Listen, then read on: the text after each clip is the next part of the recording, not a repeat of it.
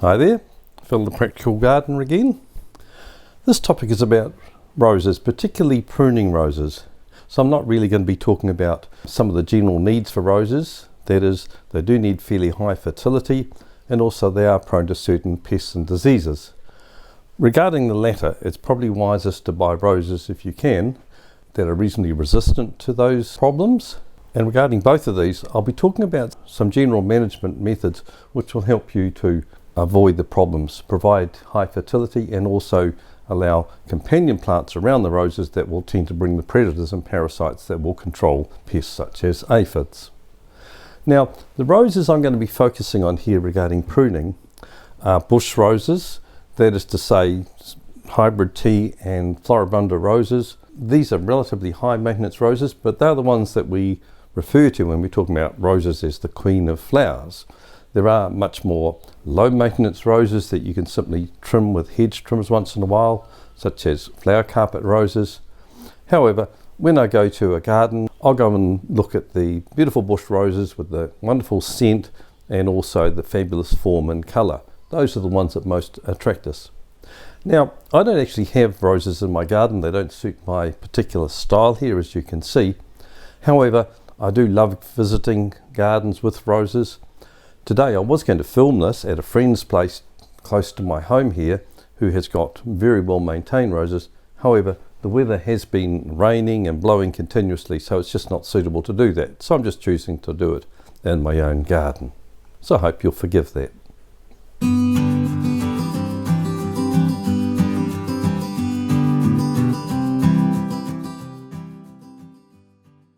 The assumption with this tip is that you're growing bush roses. This category does include standard roses. Most of these roses are grown on a rootstock. The union at the base of the grafted plant forms a knobble over time. The object of pruning is to maintain an attractive form, keep the plant at the desired size, encourage the production of quality flowers, and avoid or reduce infection by pests and diseases. Allowing sunlight into all parts of the plant will help to ensure this. Firstly, roses are hungry plants. They need a lot of nutrients and therefore shouldn't be grown among competing plants. In this situation, the roses are planted close to vigorous pittosporums, and so they are struggling, not growing or flowering strongly. Other plants can be grown in association with roses, but they shouldn't be too vigorous or too close to the roses. As seen in this example at Hampton Court Palace near London, where the heuchera aren't a plant that creates much root competition. In this other example, also from Hampton Court Palace garden, a garden that I really love, the alliums amongst the roses won't compete strongly. Notice also how well the alliums complement and also blend with the delicate colour of the roses. I think it's important to use a compatible colour palette with roses. In this situation, the pink and cream roses are complemented by the blue of the centaurea. There are two types of pruning for roses, winter and summer. Roses have a short dormancy period in most temperate regions. Winter pruning should be done after the leaves have fallen, often around the winter solstice in warmer parts of the temperate zone, but needs to be done before the new season's growth starts, usually by late winter. Larger cuts should be done with a pruning saw or loppers, smaller ones with secateurs. There are several types of roses that need very little pruning, such as carpet roses. These roses of Barry's could be simply pruned once per year with hedge clippers. Note that in the street side situation with the strong architectural features, Barry has been able to choose strongly contrasting red and white roses. When pruning most roses, such as hybrid tea or floribunda type roses, the aim is to stimulate vigorous growth and strong specimen flowers. To do this, we remove old wood as low as possible. This old wood would produce weak shoots and small flowers.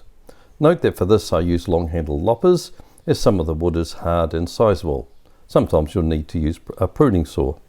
Also, I keep the sharp blade of the loppers downwards to prevent the bruising that would occur if I kept the anvil blade downward. You can wear gloves, as most roses have prickles. However, my preferred method is to pull the branches out using the loppers as pincers. I leave about 3 to 5 vigorous young shoots which have grown from the base of the plant in response to pruning in the previous winter. Note that I then use my secateurs or snippers to remove weak twigs which will never produce strong flowers. Finally, I trim back the remaining stems to about 2/3 of their height In the spring, this will stimulate buds to grow strongly and produce large flowers. Here I show the top of a standard rose in midwinter. Note that there is quite a tangle of growths that are becoming twiggy, weak and crowding each other. In the second picture on the right, you can see how I have pruned it to 5 strong shoots, each with plenty of sunlight and air movement and growing from the crown of the plant. Summer pruning is also useful for encouraging a strong repeat flowering. Prune to where a node, which is where there is a leaf and a bud, and the bud will develop into a new twig, allowing successional blooming. Preferably cut to an outward facing leaf and bud. Climbing roses present a particular challenge, as they are very vigorous and if left unpruned will result in a dense thicket of foliage above head height, producing flowers where you can't appreciate them. At this stage they are very hard to manage. Looking at the base of the same plant, the old stem that I'm showing here should have been pruned off at the base several years ago, leaving these younger shoots, which would have produced flowers at much lower points. Note at the second example at Doug's, where he's removed the old stems at the base, encouraging strong regrowths. In the next winter he will remove the aging ones that I'm indicating. Here is another example which I filmed in the UK.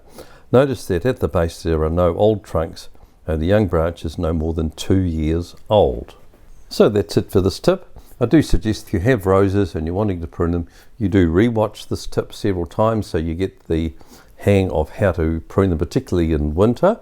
And I also encourage you to grow roses because they really are the most beautiful of all flowers, and I have grown in some of my previous gardens. Just a reminder to like this tip and also subscribe to my channel if you haven't done so, and also share it with others who you think might be interested or promote it to them. This is what helps my channel to grow. And of course, as always, thank you very much for watching this video clip through to the end. Goodbye for now.